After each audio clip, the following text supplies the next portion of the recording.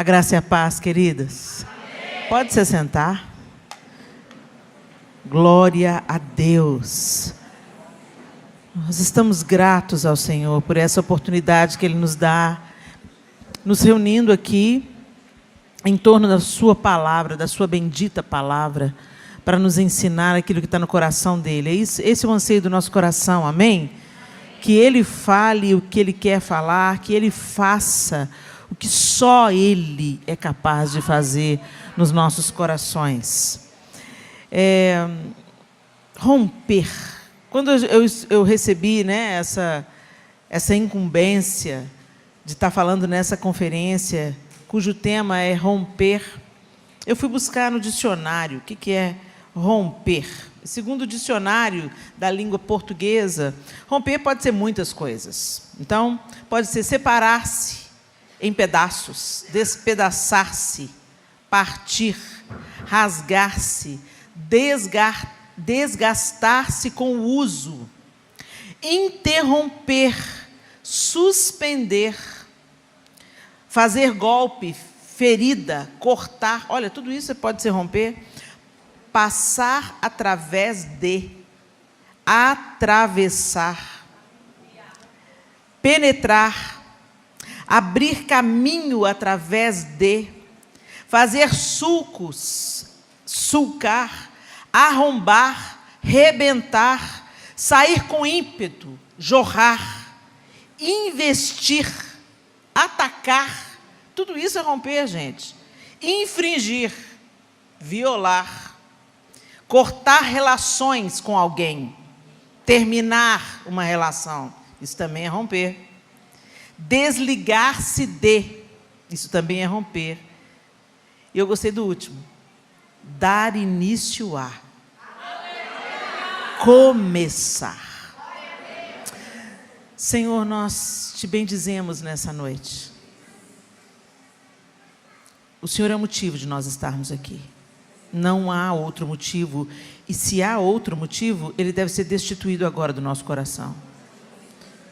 O Senhor é o autor da vida, o Deus da nossa salvação. E nós queremos ter todas as nossas atenções agora apenas no Senhor e na sua bendita e verdadeira palavra. Que as distrações sejam tiradas agora. Que falsos ídolos sejam derrubados do trono do nosso coração. E que a sua palavra poderosa, eficaz, mais cortante que a espada de dois gumes, modifique-nos para sempre a partir dessa noite. Nos dê nova compreensão da tua palavra e da tua vontade para cada um de nós, porque queremos romper para a glória do teu nome, em nome de Jesus. Amém. Abra sua Bíblia comigo no Evangelho de Lucas, capítulo 1. Para o pessoal da mídia aí, eu vou usar a versão NTLH. Eu não sei se vocês têm aí disponível a nova tradução da linguagem de hoje, NTLH. É uma versão que eu tenho me apaixonado por ela, sabe, gente? Porque ela facilita bastante a compreensão das Escrituras. A última vez que eu li a Bíblia, eu li nessa versão, e desde então eu estou meio que apaixonada por ela. A leitura fluiu assim, fácil. Então, se você tem dificuldade de ler a Bíblia, talvez seja porque você está usando uma versão que está de difícil compreensão para você. Então, eu recomendo, anota aí, a nova tradução da linguagem de hoje, NTLH. Você pode baixar, né? Você não precisa de comprar a Bíblia de papel, você pode ter no seu celular, e eu recomendo demais essa tradução da Bíblia, porque me abençoou muito, e o que abençoa a gente passa para frente, não é isso?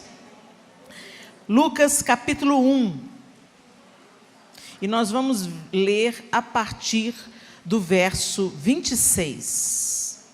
A história é bem conhecida da gente.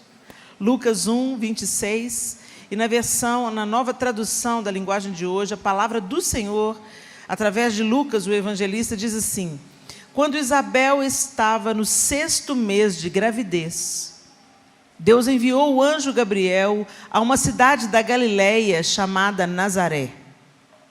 O anjo levava uma mensagem para uma virgem que tinha casamento contratado com um homem chamado José, descendente do rei Davi. Ela se chamava Maria. O anjo veio e disse: que a paz esteja com você, Maria. Você é muito abençoada. O Senhor está com você. Porém, Maria, quando ouviu o que o anjo disse, ficou sem saber o que pensar.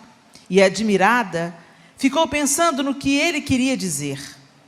Então o anjo continuou: não tenha medo, Maria. Deus está contente com você. Você ficará grávida, dará à luz um filho e porá nele o nome de Jesus. Ele será um grande homem e será chamado de Filho do Deus Altíssimo. Deus, o Senhor, vai fazê-lo rei, como foi o antepassado dele, o rei Davi. Ele será para sempre rei dos descendentes de Jacó, e o reino dele nunca se acabará. Então Maria disse para o anjo: isso não é possível, pois eu sou virgem.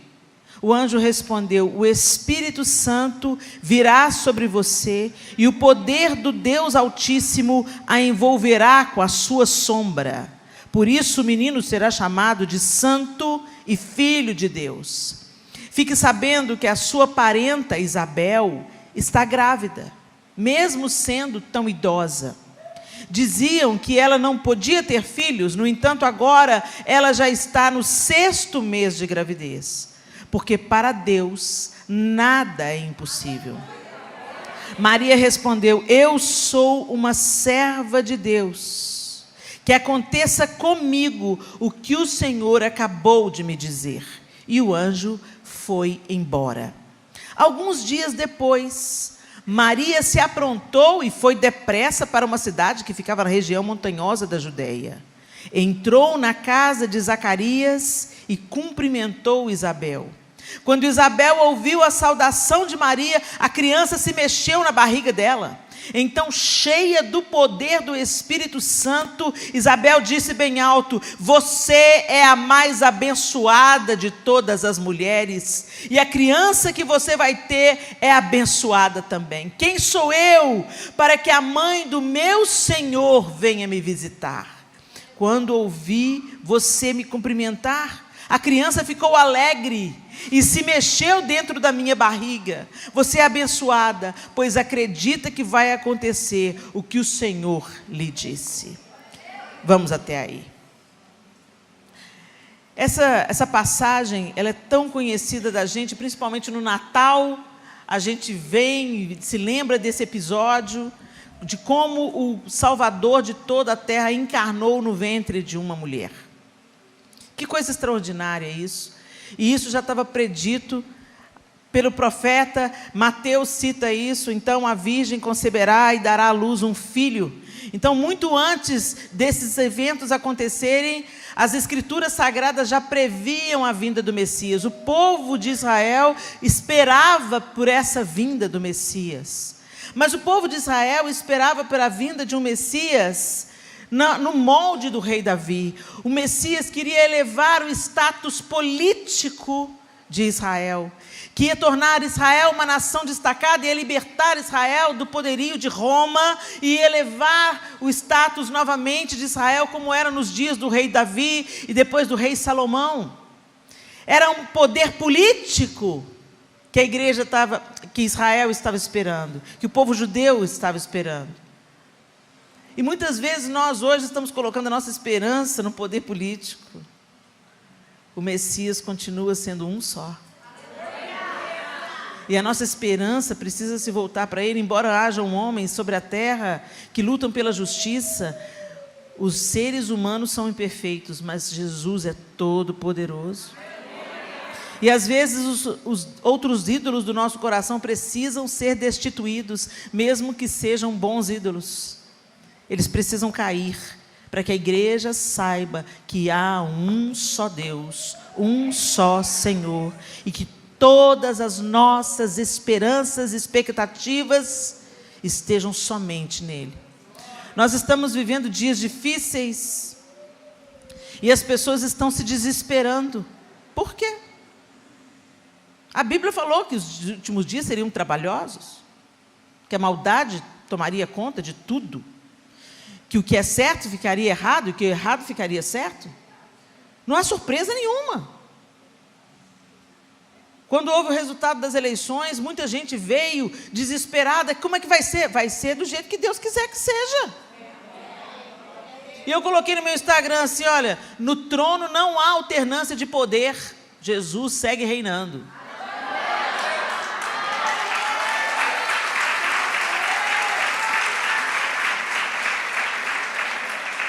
E na legenda eu coloquei, segue o plano. E para minha surpresa, o tanto de gente, que plano?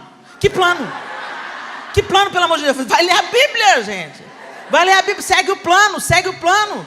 O plano é que Jesus volte e Ele reine sobre todas as coisas. É essa a nossa expectativa. Mas aí a gente fica encalacrado com esse mundo, amarrado nesse mundo. E eu comecei a ver aqueles meus irmãos tão próximos, tão queridos, e eu confesso a vocês que eu não sou de ferro. Eu também tenho os meus dias de desespero, de desânimo. Mas aí ele passa, graças a Deus que dias ruins passam. Né? E a gente não pode sucumbir diante de más notícias. Nós estamos com o mundo em trabalho de parto. E a gente estava falando sobre isso no almoço. Trabalho de parto é o quê? Contração. E quem teve filho aí, parto normal, eu tive 4. Sabe do que eu estou falando? Começa uma dorzinha. Um desconforto.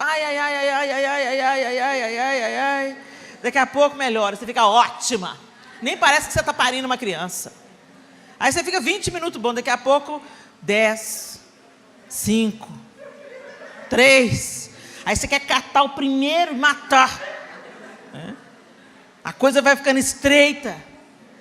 Eu lembro quando eu tive a minha primeira filha, que o João ficou simplesmente desesperado, porque aí as contrações começavam e eu peguei o braço dele e detonei o braço dele. Você que fez isso comigo.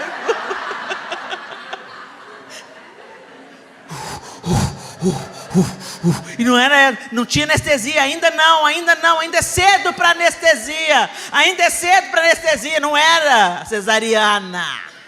E as dores de parto, para que Jesus venha, não é cesariana. Então eu vou te explicar, não tem jeito de você programar a hora, vai ser na hora que Ele quiser, e não é do seu jeito, e vai ter que passar pelas dores. Mas no final o menino vem para o seu braço. E no final o filho vem tomar o seu lugar. Então não se desespere. Para de olhar para as circunstâncias ao seu redor. O que vai ser? Uai, se o mundo acabar, explodir uma bomba, o terremoto da Turquia acontecer aqui, nós vamos sofrer? Claro que nós vamos sofrer. Mas você está pronto para morrer?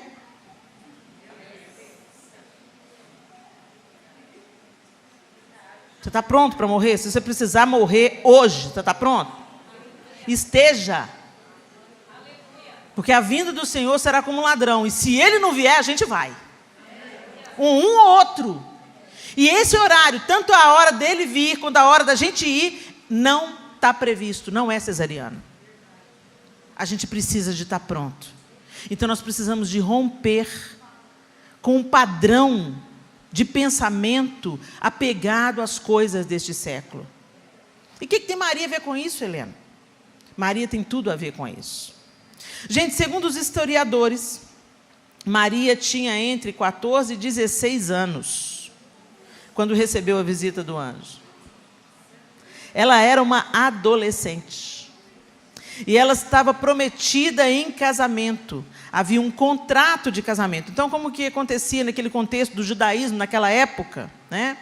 Havia um contrato de casamento, o noivo manifestava interesse pela moça, e aí ele tinha que pagar um dote por ela. Não só chegava e pegava. Jesus pagou o dote pela igreja. Preço altíssimo, né?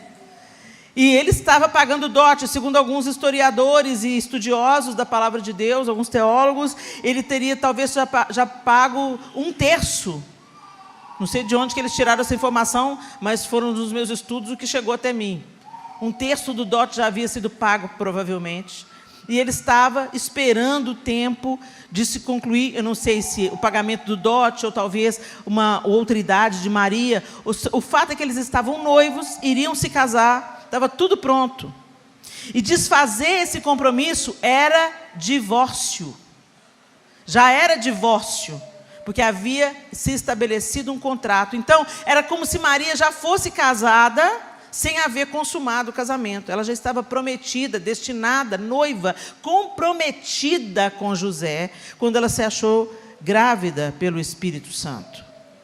O que a gente não para pensar é que Nazaré, naquela época em que Maria recebeu a visita do anjo, e onde ela vivia, e onde José também vivia, era uma vila com aproximadamente 800 pessoas. Você já imaginou as fofoqueiras? Você já imaginou, peraí, como é que casaram? Março, abril, maio, junho. E ela já está com essa barriga? A gente não para pensar isso, né? E se fosse suspeito, se José declarasse, por exemplo, que ela não era grávida dele, ela podia ser apedrejada. Mas interessante, mesmo estando nessa cultura, nessa pequena vila que devia ter em torno de 800 pessoas, eram poucas famílias ali, todo mundo sabia da vida de todo mundo.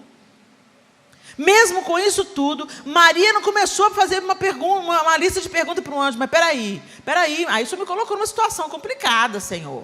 Como é que eu vou fazer com José? E meu pai e minha mãe, o que eu vou dizer para eles? O senhor vai arcar com essa responsabilidade? Ela não entrou nesse... Ela só fez uma pergunta, mas como que isso vai acontecer se eu nunca estive com José? Eu nunca me relacionei com homem nenhum. Como que eu vou ficar grávida? É uma coisa da natureza. Como que eu vou ficar grávida quebrando uma lei da natureza? E o anjo falou para ela, não tenha medo, porque o que foi ser gerado em você vai ser gerado pelo poder do Espírito Santo. E aí, depois daí para frente, o anjo dá um spoiler para ela, um caminho de escape, uma via de esperança. Isabel, sua parenta, aquela que todos diziam que não podia ser mãe porque já era idosa, já está no 6º mês de gestação. O anjo não mandou ela ir atrás, só falou que ela estava grávida. E ela falou, bendito então seja o Senhor, eu sou a serva de Deus, que aconteça comigo o que o Senhor acabou de me dizer. Como assim? Se fosse com você? A primeira coisa que a gente pensa é na nossa situação terrena. Espera aí, eu estou noiva de um outro homem, vou aparecer grávida. Meu pai e minha mãe vão pensar que eu me deitei com José. E se José dizer, eu não deitei comigo, vão pensar que eu sou o quê? Uma safada, uma sem vergonha, que deitei com outro cara. O que a vila de 800 pessoas vai falar? Todo mundo aqui sabe da minha vida. Eram muitas circunstâncias. E podia terminar em morte. Se ela fosse considerada culpada, ela seria apedrejada até a morte. Não é sério, gente? Mas ela não se preocupou com nada. Para você romper, seja em qualquer área da sua vida, você precisa aprender a confiar. A premissa para que a gente avance, e voltando agora para aquilo que o dicionário contou para a gente, né? Vamos revelar. Se a gente quer atravessar, abrir caminho através se a gente quiser dar início a algo novo, se a gente quiser começar algo novo, a gente precisa de aprender a confiar. É muito fácil a gente dizer que a gente confia em Deus.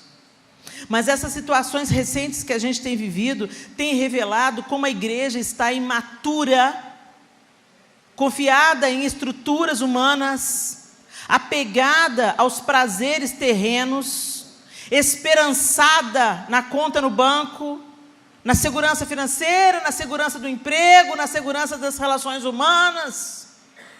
E a gente viu com esse episódio trágico que aconteceu na Turquia, que basta as placas tectônicas se moverem debaixo da terra, quilômetros e quilômetros debaixo da terra. É como se Deus fizesse isso com a terra. Nada fica de pé. Nós somos tão frágeis. Mais de 17 mil pessoas já foram consideradas mortas, e Deus sabe até onde esses números vão chegar. Mais de 2.800 prédios desmancharam. viraram pó, enquanto todos estavam em casa dormindo. É um mundo de dores, é um mundo em trabalho de parto, é um mundo quebrado, um mundo corrompido, onde o certo virou errado, o errado virou certo. Mas como nós somos apegados à matéria, como nós somos apegados a essa vida, como nós somos apegados à nossa casinha, ao nosso carrinho, ao nosso conforto, ao nosso empreguinho, às nossas roupitas. Nós mulheres, então, temos muito mais coisas para nos apegar, né? E aquela galera que fala assim, não, eu quero que Jesus volte, mas espera mais um pouquinho, deixa eu casar primeiro. Você não está entendendo, gente, o casamento terreno, ele é só uma sombra do grande casamento que está para acontecer. Toda alegria, toda plenitude, todo gozo que um casamento saudável terreno pode proporcionar, nem se compara ao que está preparado para nós quando a noiva se encontrar com o noivo. Tudo é paliativo, só para a gente aguentar e esperar. Vai ser tão prazeroso, tão intenso, tão magnífico, tão maravilhoso, tão indescritível, que esse casamento terreno não vai mais precisar acontecer para nós sentirmos realização e plenitude. Algo extraordinário. Mas a gente é apegado à mesquinharia, a gente é apegado a coisinhas. E por que a gente se apega a coisinha? Porque o coração do homem não fica com o trono vazio. A gente sempre elege alguém e coloca no trono do nosso coração. E se o Senhor não ocupar plenamente as nossas atenções, a primazia da nossa vida, outros ídolos irão se assentar no nosso coração. O seu coração nesse momento não está vazio. E muitas vezes, minha irmã, eu tenho que te falar, você pensa que o seu coração é o Senhor que está entronizado dele, mas não é. Você tem tempo para tudo, mas não tem tempo para ele. Você investe dinheiro em tudo, menos no reino. Você gasta como se não houvesse amanhã, quando é a roupa para o casamento, quando é o penteado, vão retocar a raiz, vão fazer a unha de gel, de não sei mais o que, vão fazer o alongamento de cílios, aí a gente não poupa, mas na hora da oferta, a gente cata as moedinhas no fundo da bolsa. Quando fala oferta missionária para mandar para ajuda para a Turquia, ai, mas eu queria tanto ajudar, mas eu não posso. Se cada um der R$5, vai fazer diferença na vida de muita gente. Não é sobre quantidade de que se dá, é sobre o desejo do coração. Enquanto nós estávamos aqui adorando, veio um cântico novo na minha vida, e eu cantei, eu quero te dar tudo que eu tenho, ainda que sejam 2 moedas. Tudo que eu tenho é teu, ainda que sejam 2 moedas. Será que tudo que nós temos é do Senhor? E é muito interessante, a gente pega esse tema e pensa, romper, atravessar, começar, viver plenamente tudo que Deus tem para mim. É maravilhoso, mas se Ele não está no trono do seu coração, é só um auto-engano. É só a manivela, sabe? Fazendo você igual aqueles bonecos de posto de gasolina. Na conferência fica todo mundo motivado. Aí acaba o vento. Na quarta-feira está todo mundo assim, ô luta, ô vida difícil, ô meu Deus, é muito triste. O mundo jaz no maligno, gente. O mundo está entregue a Satanás. Mas nós somos os embaixadores do reino de Deus no mundo em trevas. E Ele vem reivindicar o que é dele. Mas a gente inverteu as coisas. Nós não temos uma consciência de que nós somos embaixadores de um reino que não é desse mundo, mas que veio para esse mundo. É fácil da gente entender. Pensa na embaixada do Brasil nos Estados Unidos. Se você está nos Estados Unidos e estoura uma guerra, um conflito interno, uma guerra civil, um problema lá nos Estados Unidos, o primeiro lugar que você como brasileiro vai correr é para onde? Para a Embaixada do Brasil. A Embaixada do Brasil é o território brasileiro dentro do território americano. E ali a soberania é do Brasil. E existem acordos no mundo inteiro para que essas embaixadas não sejam violadas sob nenhuma hipótese, porque é um território de segurança para os estrangeiros que moram naquela terra. Nós estamos como embaixadores do reino, ou é o contrário que está acontecendo? Será que a gente está se misturando com o povo local? Será que a gente está absorvendo a cultura, o jeito de pensar, o jeito de agir, o jeito de vestir? E aí você não quer mais ser cidadão brasileiro, você quer abrir mão da sua cidadania e quer se tornar cidadão americano. Muita gente faz isso. O meu irmão é cidadão americano, só que ele tem a dupla cidadania, ele não abriu mão da cidadania brasileira. Mas tem brasileiros que falam, não quero mais ser brasileiro, eu quero ser americano, eu quero abrir mão. E tem crente falando, eu quero abrir mão da minha cidadania do reino, porque o mundo é que é bom. Aqui tem muito conforto, aqui tem muito prazer, aqui tudo funciona, não é assim que se fala os brasileiros que vão morar nos Estados Unidos?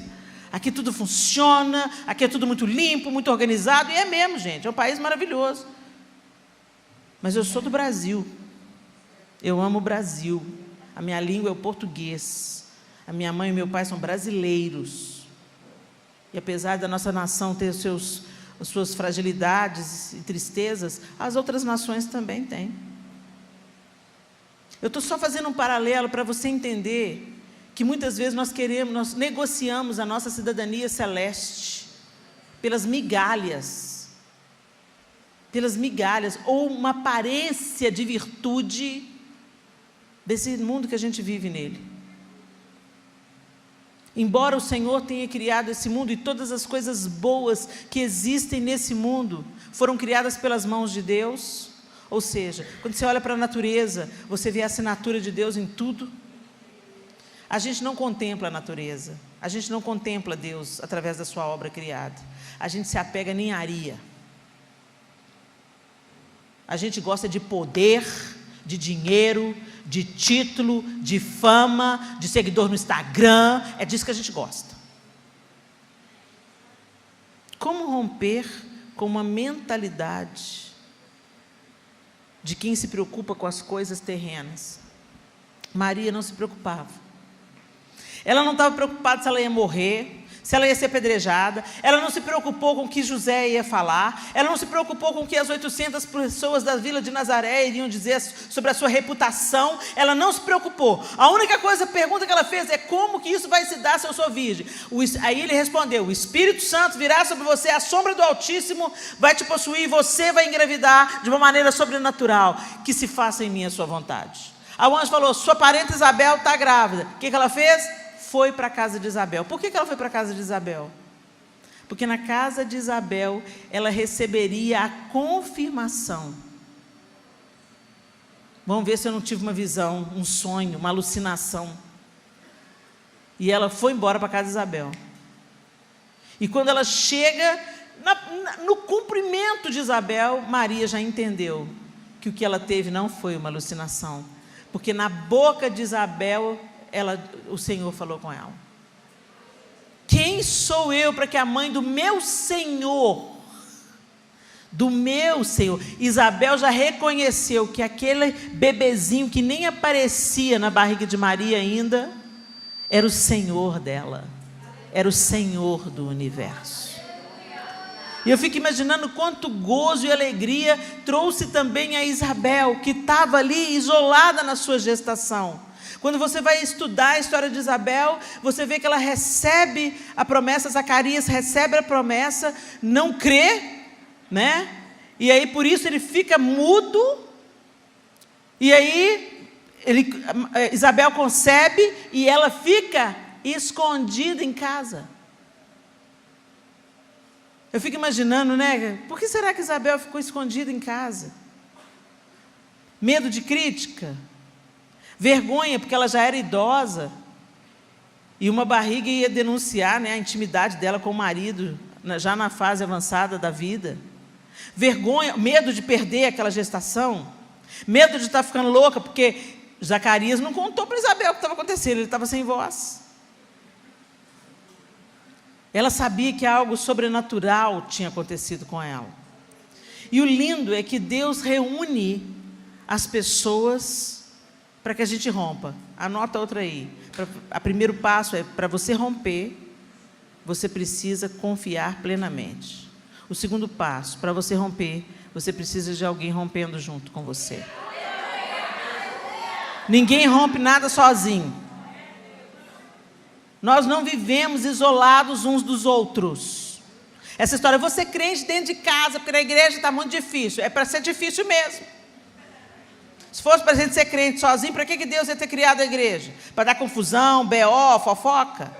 Não, é porque na igreja que se exercita paciência, domínio próprio, benignidade, bondade, mansidão. Você só cresce naquilo que você é treinado. Então você pensa que você está sendo crente em casa, sozinho? Não, querido, você está sendo arrogante, orgulhoso e enganado. Porque nós precisamos uns dos outros. Como o salmista muito diz, né? Como ferro ao ferro se afia, assim o homem é o seu companheiro. É o salmista ou é Salomão?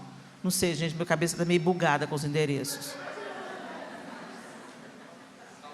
Salomão, Provérbios. Como ferro ao ferro se afia, né? Quando sua faca tá cega lá, você não vai no outro metal. Pois é, gente. Assim o homem é o seu companheiro. Então é esfregando nas nossas dificuldades, na língua grande da outra, na maledicência. É isso mesmo. Porque se ela é fofoqueira, você tem outros problemas. Então está todo mundo precisando da graça de Deus, entendeu? É por aí. E quando a gente pensa assim, nossa, fulano é tão fofoqueira, jurando que é melhor, né? Você é tão julgadora, você é tão enganada a respeito da sua virtude, você pensa que você é melhor.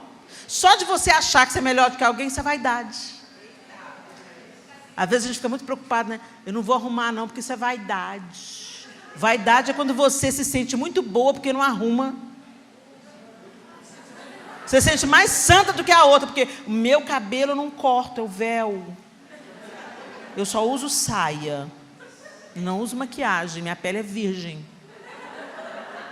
Minha orelha não tem furo, eu sou mais santa. Olha a vaidade aí. Desgraçada a vaidade. Tudo é vaidade, já dizia Salomão.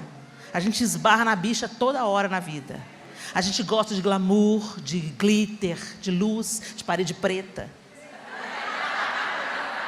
Eu posso falar, né, gente? Minha igreja. A gente gosta de um painel de luz. Só que isso é lataria. Se você não cuida do motor, o carro morre.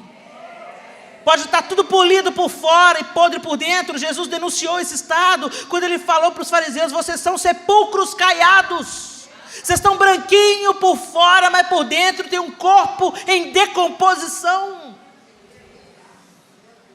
E se a gente precisa de romper na plenitude daquilo que Deus tem para nós, nós precisamos de romper com a hipocrisia da religiosidade. Anota aí o terceiro ponto. Você precisa confiar, você precisa do outro e você precisa terminar com a hipocrisia da religião. Como é que eu sei que é religiosidade? Porque hoje muita gente está chamando de religiosidade, o que na verdade é santificação. Você está escolhendo um caminho de renúncia, você está escolhendo um caminho de negar a si mesmo, e alguém está falando. Aí você pensa assim, não, gente, eu não vou beber bebida forte. Porque a bebida forte pode me tirar do meu estado natural, e eu posso gostar disso. E eu vou colocar a minha esperança no álcool, e não no Senhor que renova a minha força. Eu vou buscar consolo no álcool, na tacinha de vinho, e não no Senhor que é a minha força. Ah, não tem nada a ver, é só para relaxar. Que religiosidade. Não, é um processo de santificação. E é você com Deus. Agora, o dia que você achar que ninguém pode beber vinho, porque você foi chamado para não beber vinho, aí já vira religiosidade. Porque Deus cuida de nós individualmente, fala conosco individualmente. E aquele que tem ouvidos para ouvir, que ouça a voz do Espírito. Agora, quando a gente começa a se sentir melhor do que o outro, porque a gente não faz determinadas coisas, aí mudou de santificação para arrogância. Aí é religiosidade. Quando a sua maneira de se vestir faz você olhar as meninas que ainda não chegaram lá, de cima para baixo, pensa, sangue de Jesus tem poder. Olha a pericrente.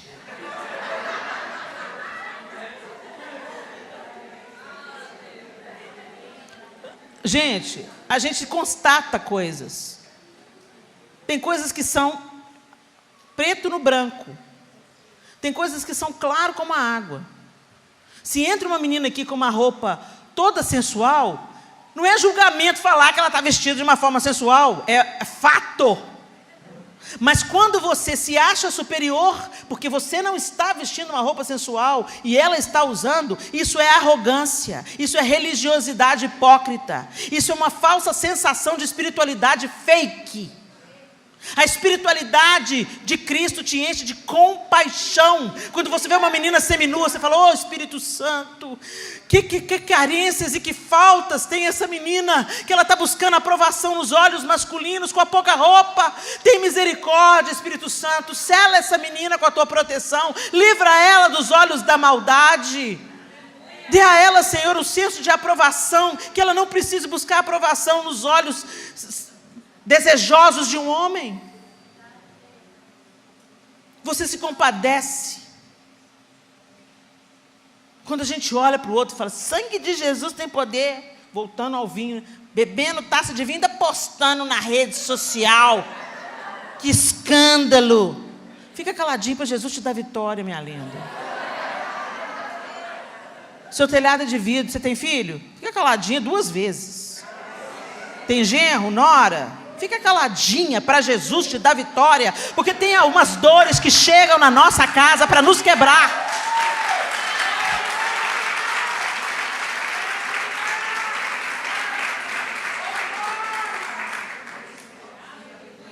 Tem umas dores que Deus permite na nossa vida para quebrar o nosso topete, a nossa arrogância. Então eu vou te dar um conselho de uma mulher madura. Eu já estou contada lá com as de Tito, as mulheres mais velhas, ensinei as mais novas. Deixa eu falar com você, minha linda. Para você romper, você tem que quebrar com a hipocrisia da religiosidade. Santificação, sim e sempre.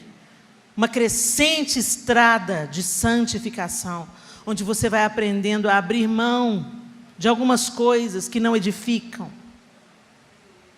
Não porque você vai ser salva por isso, mas porque você ama o Senhor demais para aborrecê-lo com coisas pequenas. Você quer alegrar o coração de Deus, porque você foi salva. Você quer trazer gozo ao coração de Jesus, porque Ele te salvou quando você não merecia coisa nenhuma. A santificação é uma resposta ao amor de Deus, e não uma condição para ser salvo. Você está andando uma vida reta? Não é por isso que você é salva. Você é salva pela graça, mediante a fé. Se você acha que o seu procedimento é que te salva, que te coloca no céu, não é não, minha linda. O que te coloca no céu é o sangue de Jesus. O sacrifício da cruz te reconciliou com Deus. E uma vez que a gente entende a reconciliação, você não consegue mais viver a vida porca que você vivia antes. A gente precisa de romper com esse padrão de pensar que nós somos aprovados por aquilo que fazemos. A gente tem que entender o que realmente é a graça. Nós não merecíamos nada, miseráveis pecadoras, condenadas à morte, e veio Jesus e pagou a escritura de dívida que era contra nós, e nos deu acesso ao Pai, pelo novo e vivo caminho aberto pela cruz de Cristo. E uma vez que nós compreendemos isso, jamais nós usaremos a graça para respaldar o nosso pecado. Nós vamos tomar nojo do pecado. Nós vamos por recebermos tão grande salvação, é impossível a gente continuar vivendo naquilo que nos levou à morte. Vocês estão entendendo, gente? Mas a gente hoje vive nos extremos. Como tudo no mundo está polarizado, a fé também está polarizada. Ou tem a galera da hipergraça, pode tudo, Jesus já pagou o preço, vamos viver a vida doidado, e no final Deus vai falar, todo mundo para dentro, vai nessa,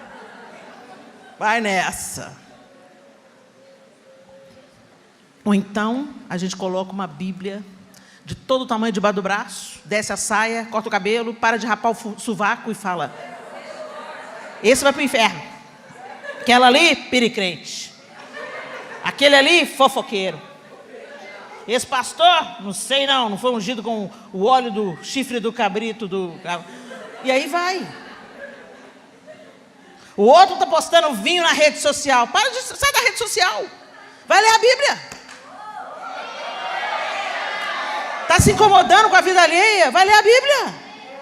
E os crentes que não lêem a Bíblia? Agora eu te peguei. Até agora você achou que estava no meio, né? Eu estou até equilibradinha. Não sou a galera da hipergraça, nem sou a galera da radicalidade. Não, então eu estou no equilíbrio. Mas não lê a Bíblia. Como é que você se relaciona com alguém sem conversar com ele? Oração a gente fala, lendo a Bíblia a gente escuta. Tem gente que não lê a Bíblia, mas vive atrás dos profetas. Os profetas são pai de santo gospel. Não, porque a irmã tem a palavra profética, vou lá na irmã. Gente, se Deus quer usar o profeta te encontra. Para de caçar profeta. Entra no seu quarto, abre a palavra de Deus, lê, ele vai falar com você. Mas a gente não lê a Bíblia. Quando começa a ler, dá aquela preguiça, um sonão. Vai orar ao Senhor, Deus. Eu te abençoo.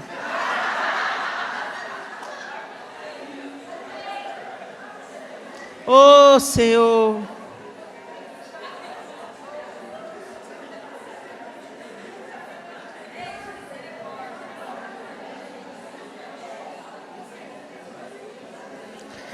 Maria chegou na casa de Isabel. E naquele primeiro contato, algo sobrenatural aconteceu. O texto diz que ela estava grávida de 6 meses, Isabel, quando o anjo visitou Maria. E o anjo diz para Maria: Isabel, sua parenta, aquela que não podia ter filhos, está no 6º mês de gestação.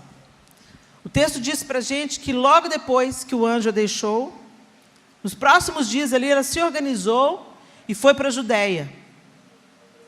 Tem uma viagenzinha ali, que ela deve ter feito a pé, provavelmente, ou no lombo de algum jumentinho, que a região é montanhosa. E ela foi para a casa da parenta dela. E ela ficou com Isabel quanto tempo, gente? 3 meses.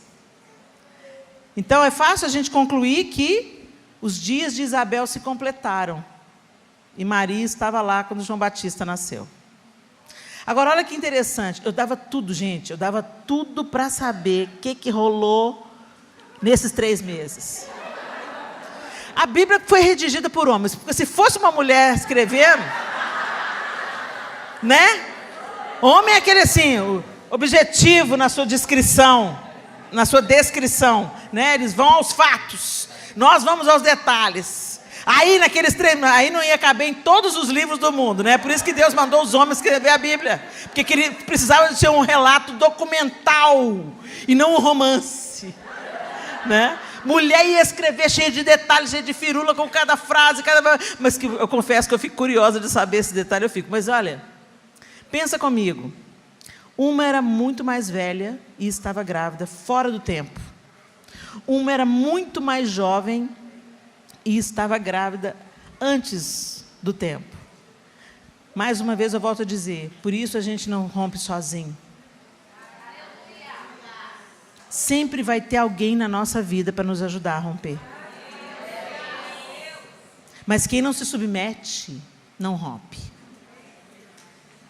Quem não sabe de comungar com o outro, de receber do outro, sujeitai-vos uns aos outros. Às vezes as mulheres ficam esperneando, porque a palavra de Deus diz para as mulheres se sujeitarem aos seus maridos, mas isso não é um privilégio das mulheres. O próprio texto de Efésios, onde o apóstolo Paulo orienta a igreja em Éfeso a que os maridos amem suas esposas como Cristo amou a igreja, e que as mulheres respeitem e se submetam aos seus maridos como ao Senhor. Alguns versículos acima, ele diz aos Efésios: enchei-vos do Espírito. Como? Falando entre vós com salmos e hinos e cânticos espirituais, salmodiando a Deus no vosso coração, dando por tudo sempre graças a Deus Pai, sujeitando-vos uns aos outros no amor do Senhor. Nós precisamos uns dos outros. E quando a gente reconhece isso, já é uma forma de sujeição. Quando você fala, não preciso de ninguém, ou eu não quero precisar de ninguém, esse é o espírito de Lúcifer te governando. Tem nada do Cordeiro de Deus em você. Porque o Senhor, sendo Deus, se esvaziou de toda a glória e se sujeitou a Deus Pai, encarnando no ventre de uma adolescente, e se humilhou toda a sua vida, e morreu a morte mais humilhante que tinha para morrer. E nós, que somos vice-pecadores, procuramos os projetos de poder de Satanás. Queremos ser maiores que Deus. Não nos parecemos com o Filho, nos parecemos com Lúcifer. Em Filipenses diz, pois Cristo, mesmo sendo Deus, não julgou que o ser igual a Deus é algo que a Ele deveria se apegar. Antes se esvaziou, assumindo a forma de servo. Mas nós não queremos ser servos. Então essa palavra romper, ela enche o nosso coração de vigor e de vontade de eu vou atravessar, eu vou vencer, eu vou romper, eu vou prevalecer. Mas ninguém faz isso sem se humilhar. Ninguém faz isso sem se sujeitar, sem se submeter, sem aprender. O arrogante não aprende coisa nenhuma. Ele fala, mas tem dificuldade de ouvir. Ele pensa que sabe, mas não sabe nada. E como nós vamos romper? Eu fico imaginando que naquelas conversas, daqueles 3 meses, houve uma troca maravilhosa. Não era apenas uma mulher mais velha ensinando uma mais jovem. Era uma mais jovem ajudando a mulher mais velha nas dificuldades do último trimestre de gestação. Olha que troca maravilhosa. Todos nós temos algo a oferecer e todas nós temos algo onde podemos ser ajudadas, onde precisamos ser ajudadas. Isabel, com certeza, com muito mais sabedoria, vivência, muitos anos de história, podia aconselhar a Maria a ter calma, a confiar no plano de Deus. Maria, eu fico imaginando Isabel conversando com Maria, mas como é que eu vou contar isso para José, Isabel? Isabel falando para Maria, isso são minhas imaginações, né, gente? Isabel falando para Maria, quando Zacarias chegou mudo, eu não entendi, foi nada. Mas eu sabia, quando eu me descobri grávida, que aquela mudez dele estava relacionada com a minha gestação. Então confia, Deus nunca trabalha só de um lado.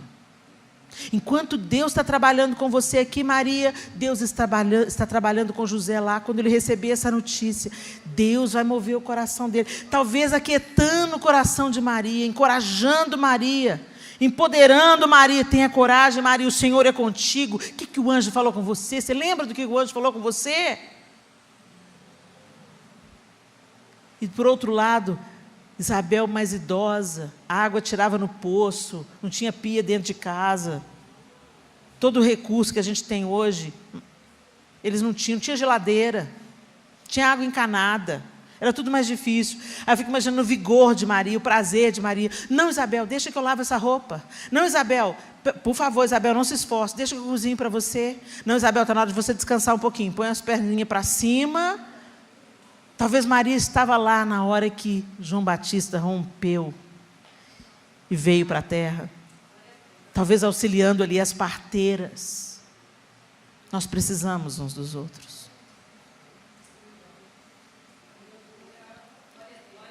E logo depois que Isabel dá à luz, Maria volta para a sua cidade. E se acredita que foi nesse momento que ela recebeu, que José recebeu a notícia. Então você imagina. foi para a casa de Isabel. Voltou grávida. Por mais santo que José fosse, gente, Deus escolheu José também, tá?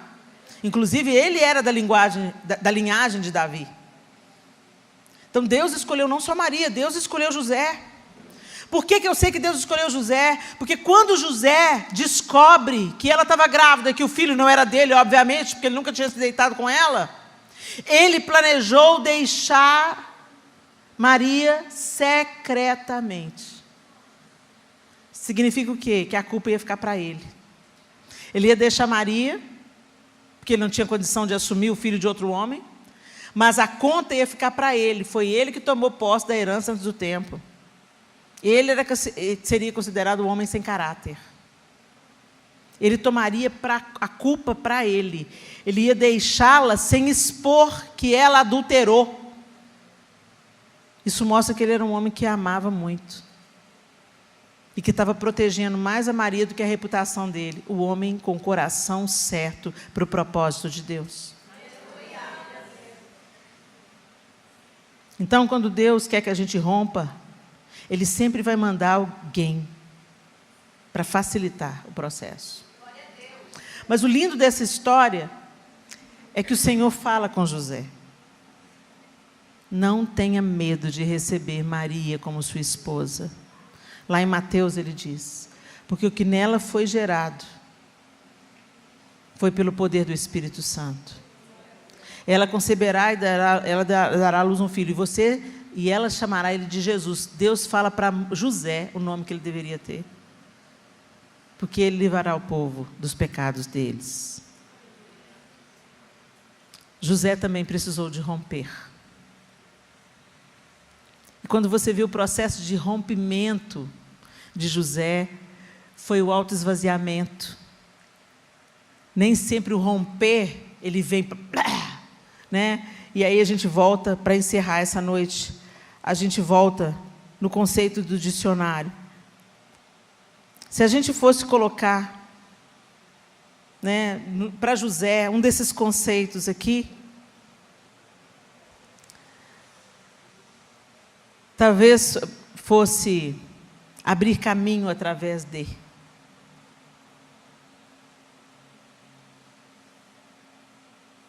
Desligar-se. Desligar-se daquilo que ele sonhou. Desligar-se de ser o único na vida de Maria, né? Que coisa louca isso, né? Você já recebeu uma mulher com um pacotinho. E a responsabilidade de ser cuidador do Messias. A gente já pensou que de vez em quando devia dar um nó na cabeça de José e de Maria? Como que é assim que a gente está trocando fralda do Filho de Deus? Devia dar um nó. Quando eles encontraram Jesus aos 12 anos no templo. Mas vocês não sabiam que eu tinha na casa do meu pai? Qual dos dois? A gente não faz ideia, né, gente, no que significou para José. Depois a Bíblia diz que o Senhor falou que ele não poderia tocar nela até que ela desse à luz. Mas que depois ela poderia ser dele.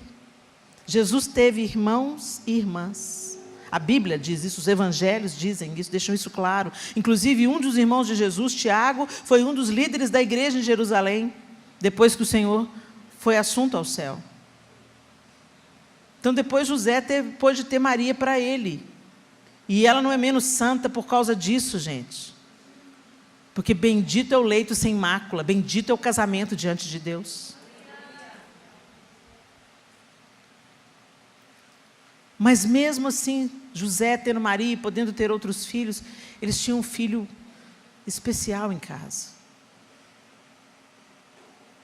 Um filho com uma incumbência celestial. E quando eles vão apresentar o menino, com 8 dias, no templo, o que Maria escuta? Uma espada irá atravessar o seu coração. Você vai sofrer grande sofrimento por causa desse menino. O caminho da redenção era o caminho da morte e do sacrifício de Jesus. a gente também nunca vai saber o que isso significou para Maria. Mas ela rompeu? Sim, ela rompeu. Ela teve o seu filho, o educou, o cuidou, o protegeu e o conduziu ao cumprimento do seu propósito. Que mulher extraordinária. Não, nós não cremos que Maria seja mediadora. A Bíblia diz que ela foi escolhida por Deus para um propósito, mas que o único caminho, verdade e vida é o filho que ela carregava no ventre. O próprio Jesus falou: eu sou o caminho, a verdade e a vida. Nenhum dos evangelhos você vai ver orientação para pedir a Maria, consultar a Maria. E eu falo isso com toda a reverência e respeito do meu coração, porque eu sou fã de carteirinha de Maria. Nenhum dos evangelistas dizem que ela era digna de ser adorada. Nenhum dos evangelistas, nem o apóstolo Paulo, quando ele instrui a igreja, como as igrejas iriam viver, nenhuma das cartas de Paulo diz que Maria deveria ser adorada, ou consultada, ou reverenciada como mediadora entre Deus e os homens. Maria foi uma serva fiel.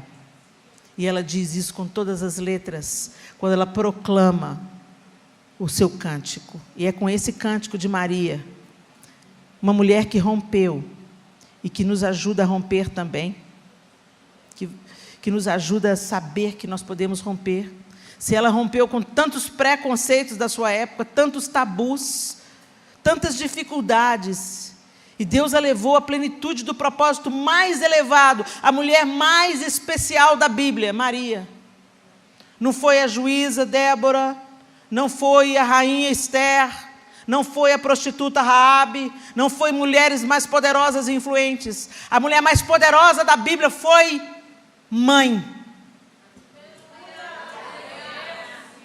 Então aprenda a romper, compreendendo que romper no seu propósito em Deus não é ser conforme o mundo molda para você, mas é cumprir e acolher o plano que Deus tem para você. Não se amolde a esse século, não se convença, não se venda, não se deixe seduzir pelos projetos de poder deste mundo. Mas entenda que você pode romper como mãe, você pode romper como esposa, você pode romper como filha de Deus, você pode romper no seu trabalho, sendo uma funcionária exemplar, você pode romper na sua igreja, servindo nas coisas mais simples, não para ser vista, mas para cumprir o seu propósito sobre a terra. Não se deixe enganar. E Maria termina dizendo: a minha alma anuncia a grandeza do Senhor. O meu espírito está alegre por causa de Deus, o meu Salvador, pois Ele lembrou de mim, sua humilde serva. De agora em diante, todos vão me chamar de mulher abençoada. Sim, mulher muito abençoada. Olha nós aqui no século 21, chamando a Maria de mulher abençoada. Porque o Deus poderoso, fez grandes coisas por mim. O seu nome é santo, e Ele mostra a sua bondade a todos os que o temem, e em todas as gerações. Deus levanta a sua mão poderosa e derrota os orgulhosos com todos os planos deles, derruba dos seus tronos reis poderosos e põe os humildes em altas posições, dá fartura aos que têm fome e manda os ricos embora com as mãos vazias. Ele cumpriu as promessas que fez aos nossos antepassados e ajudou o povo de Israel, seu servo. Lembrou de mostrar a sua bondade a Abraão e a todos os seus descendentes para sempre. Maria ficou mais ou menos 3 meses com Isabel e depois voltou para casa. O cântico de Maria nos mostra quem é o poderoso que a sustentou. Então, se você quer romper, confie nesse Deus poderoso. Se você quer romper, entenda Ninguém rompe sozinho. Maria precisou de Isabel, Maria precisou de José, Maria precisou das dicas do anjo. Ninguém rompe sozinho, coisa nenhuma. E entenda de uma vez por todas. Nós precisamos uns dos outros. Está em voga e está em moda. Vou viver em casa, vou ser crente em casa. Brasa fora do braseiro, esfria. Nós precisamos uns dos outros. Rompa com toda religiosidade hipócrita. Para que você rompa, você tem que entender que você não é melhor do que ninguém, porque você é evangélico. Você não é melhor do que ninguém, porque você já conseguiu avançar em alguns passos na sua vida, o que às vezes outro não conseguiu. Você só está num trecho diferente da jornada. Isso não te torna melhor do que ninguém. Então olha para a pessoa que está do seu lado e diz: rompa com a religiosidade. E vá para o relacionamento, para a intimidade com o Pai. E isso vai fazer você romper. Amém?